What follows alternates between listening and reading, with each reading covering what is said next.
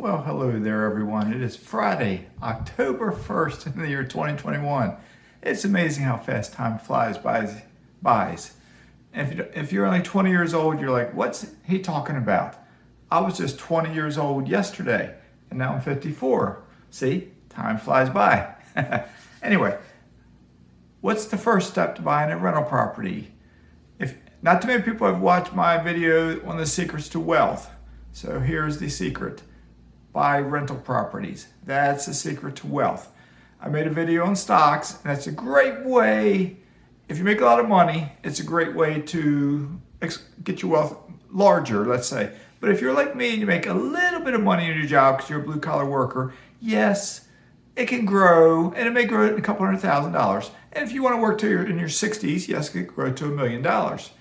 But there's a lot of volatilities. But if you really want to grow your wealth much quicker, buy real estate. And you can do better than I did. I got 25 rentals in 4 years. Okay? I can give you enough knowledge in my videos if you desire to listen. Because remember, I'm just telling you stories because I'm not a financial advisor, I'm not a CPA, I'm not an attorney. I just tell you stories. But I can tell you stories about how I got to 25 in 4 years and how I believe that a lot of people can do even better than I did just from listening to my stories. Okay? But it's up to you. Okay? 'Cause I'm not going to hold your hand for you. I will talk. I don't make fancy graphics. I don't put text up saying like do this, do that. I just talk. It's up to you to take the step to listen and to absorb what I say. Okay? But how do you buy your first rental house? I'm talking to an unknown audience. Some of you may own rentals. Some of you may have no rentals. Some of you may be stock investors and you have no desire to buy a rental house. Some of you just found this video and you're like, let's watch this guy and see what he's talking about. All right, so how do you buy your first rental? Since I don't know who you are, I'm going to broadly speak in broad terms. One thing you got to do is work a job because odds are you need to get a mortgage. Unless you've saved up a bunch of money and you're going to pay cash for your house, odds are you got to get a mortgage. To get a mortgage, and I'm generalizing here, most financial institutions will require 2 years of tax returns from working a job. So you need an established job history, working 2 years of tax returns. Okay, that means you worked a job probably for 3 years even, because you still got to have income coming in to get that mortgage. Okay, so hopefully you're working a job, because if you're living off the system on welfare, it's going to be that much harder. And I'm not talking to you because I'm not going to help you. If you're living off the system, I'm not going to help you buy your first rental until you get a job. So get a job. All right. That's step one. Get a job. Step number two, take a look at your financial snapshot of yourself. Because when you apply for a mortgage, the bank will look at all of your financial records. Okay. So look at your financial snapshot. Do a balance sheet. Figure out your net worth. What do you have in debt? If you have a lot of debt, it's going to be harder to get a mortgage. So do you have can you consolidate debt? Can you pay debt down? Can you eliminate debt? Do you have savings? Do you have reserves? Do you have money in the bank? Because you will need savings for your down payment to buy your first rental house, okay? So figure out from your job how, with your paycheck, remember I've done this before, if you're making this much money, make your bills be down here, and that difference there, if you're looking to buy your first rental house, take that difference, pay down some debt that maybe hinder you getting a mortgage, or put it into savings, not the stock market, put it into savings where it's safe, where you won't lose money, to save up for your initial down payment, okay?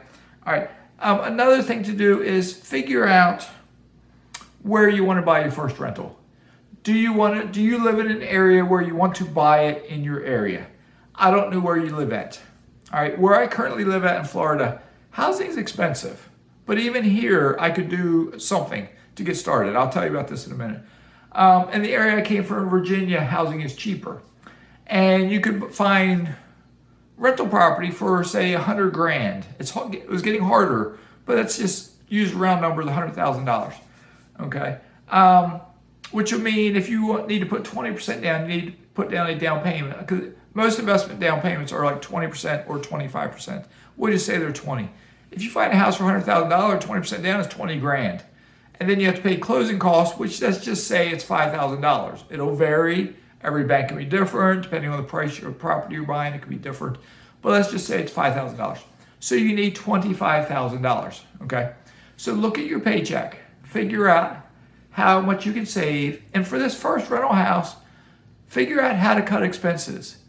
Like, don't buy that $5 latte, because $5 in the bank, if it was a daily thing, can help you save for that first down payment. Don't take a vacation. Don't buy a new vehicle. If you have a vehicle payment, maybe perhaps you can sell that vehicle and downsize to something cheaper, buy a cheaper vehicle. Sacrifice now so you can live the life of luxury later. Okay? Listen to that. Sacrifice now so you can live the life of luxury later. If you don't sacrifice now and you live up here, you may live up there all your life, and then when it comes time for you to retire, your lifestyle drops off because now you have less money and you're living on Social Security. So sacrifice now so you can be wealthy later. All right? I just repeated myself several times there. So hopefully you get the point. All right?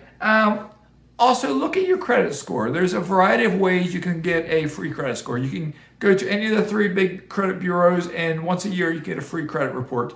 You can go to sites like Credit Karma or maybe Chase, like your bank, your credit union. They may give you a credit score. If they're not coming from your credit report, then your credit score might not be 100% accurate, but it'll give you an idea, an idea of where your credit score is. Because the higher it is, the better. It can help you get a cheaper mortgage rate. Okay? But remember I mentioned 20% down, 25% down. Okay? There's 2 different options I'm going to talk about briefly here. One, if you live in a more expensive market, perhaps you can look elsewhere, like away from the coast, East Coast, West Coast, inland.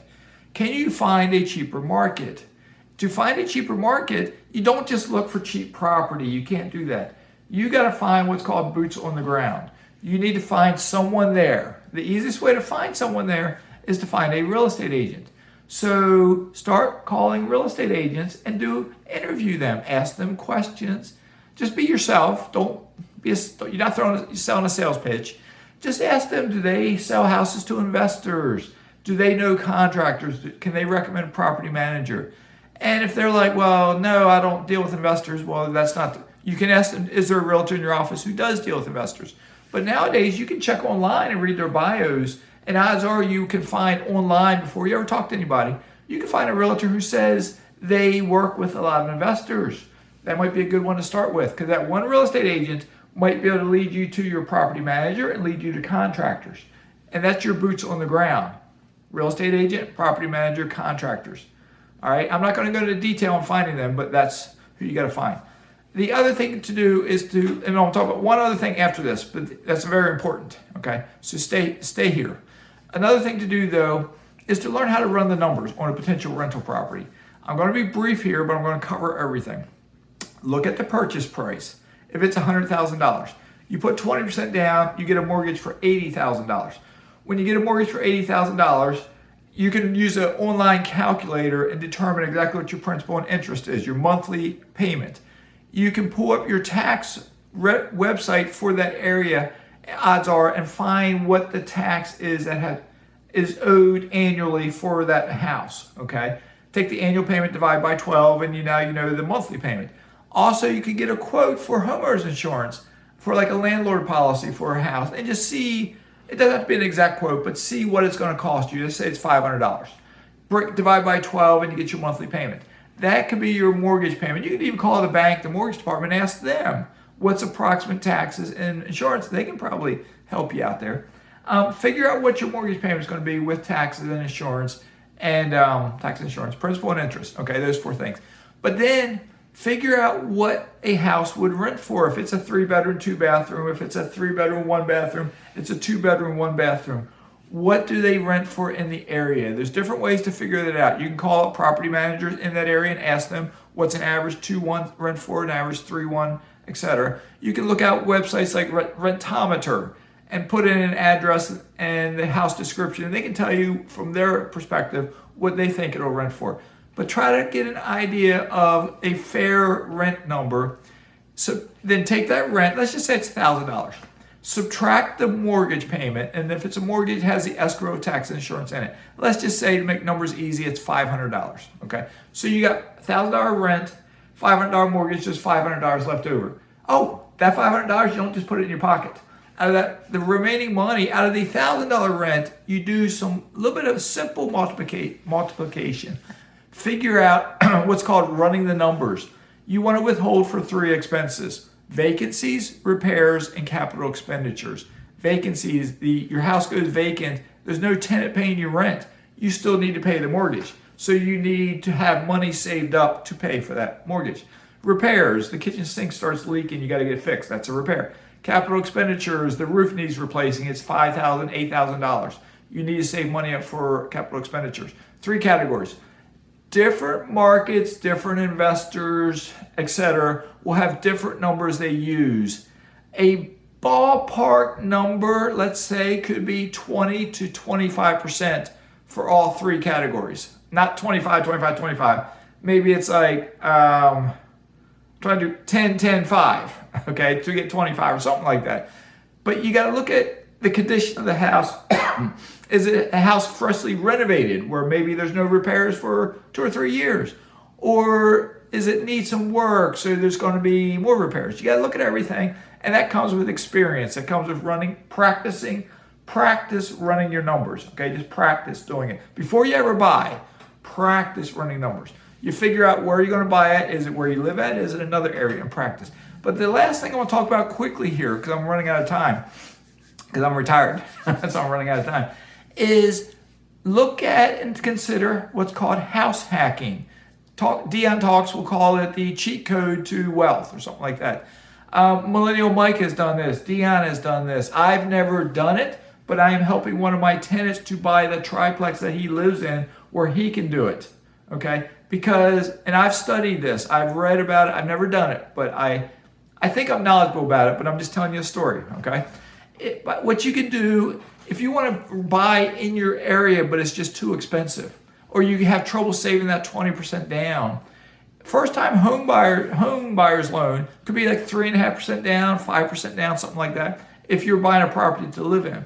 If you buy a residential real estate of 1 unit, 2 units, 3 units, 4 units, most banks will give you a residential mortgage, like a first-time home buyer's loan, if it's your first home. And if you buy a duplex, a 2-unit building, or a triplex, 3 units, or a fourplex with 4 units, if you live in 1 unit, okay, you are now not having to pay rent. So if that rent was $1,000, you now don't pay $1,000. And maybe if it's a fourplex, your other 3 tenants, maybe they each pay you $1,000. So you got $3,000 of income coming in. Out of that $3,000, you pay your mortgage, you pay your taxes, you pay your insurance, and you withhold the vacancies, repairs, and capital expenditures, and what's left over is positive cash flow, okay? So you're probably getting positive cash flow while you're living for free. Positive cash flow, you're making money while you're not paying rent out. Add that together, and that might be, if you don't work a high-paying job, that might be enough, the same amount of money you make at your job if it's not a high-paying job, okay? But play with the numbers a bit there, because this video is getting long. I don't like getting them long. If you can do, I call it house hacking. It could be called the cheat code to wealth. I talk Dion Talks. But think about what I'm telling you. My tenant in my triplex, he's paying me $925 a month plus a pet fee, so like $960. Okay, so that's what he's paying out. But when he buys the triplex, he will get rent from the other 2 apartments, and now he's not paying rent. So he will make positive cash flow. It's not a big amount, but I've run all the numbers for him. He will make positive cash flow and not pay this $960 a month. So let's just say positive cash flow is real small, and it's $40. He's now saving an additional $1,000 a month. But with the rent he's paying, he has to work a job. You pay taxes on your income. So that $960 might actually be $1,050 because the government withholds taxes. So it might be like he's saving $1,100 or $1,200 even, something like that. And that means that's $1,100 or $1,200 he's not paying, which now can go in the bank to save up for another rental property. You see what I'm saying? It's an amazing thing to do. Not that many people do it, but the folks who do it, it gets them on the property ladder. They are now living for free, more or less. Depends on where you're at. You might have to pay a little bit for your mortgage, or maybe your tenant pays 100% of your mortgage. I don't know. Every market's different. But think about the possibilities. If you're 20 years old and you think you can't buy a house, it's just too expensive. Can you come up with 3.5% or 5% down on a duplex? And now your tenant is paying, let's just say they're paying 90% of the mortgage, and all you got to pay is 10% of the mortgage. You can figure out a way to afford that. You can put the down payment, and you can afford to pay, rent's $1,000 a month. You pay $100 a month, let's say, because your tenant is paying you enough money, so you don't pay that much to pay your mortgage. Am I making sense to you? I know I can ramble just a bit at times, but this topic excites me because I look at Millennial Mike. He's a lot younger than I was when I started, and he's house hacking. I look at Dion. He's younger than I am by a few years. He started off by house hacking. I think back to myself. If I had known this, if I had read this somewhere or someone had explained it to me way back when, if I could have found a duplex or a triplex when my boys were young, and we could have stayed there a year or two and done it again, I could have been retired when I was 35 or 40, not 50, but even by retiring at 50, that's younger than a lot of people. So anyway, this video is long. I'm wrapping it up. There will be more videos coming where I explain to you how I went from 1 rental to 25 rentals in 4 years, and how I can go above and beyond that, but how I branched out now into other alternative investments. Okay? All right. Enough's enough. Mazske is signing out. Talk to you tomorrow.